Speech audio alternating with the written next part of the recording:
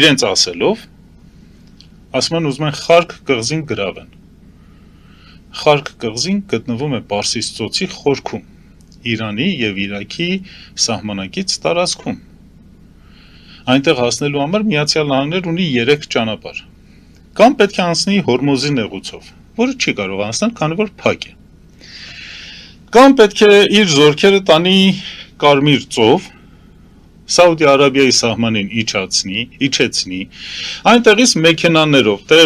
տեղափոխեն Քուվեյթ եւ այնտեղից իրականացնեն ամենամոտիկ սահմանը Խարկի, այնտեղից նավատորմով հարձակվեն Խարկի վրա։ Այն միֆը, որը որ իրենք ասում են ցամաքային հարձակում, դա բացատրեմ, թե սա միֆ է։ Քուվեյթում կամ Պարսից ծոցում Միացյալ Նահանգները ունի ռազմանավ, չունի։ Ինչու պիտի հասցնեն այդ զորքը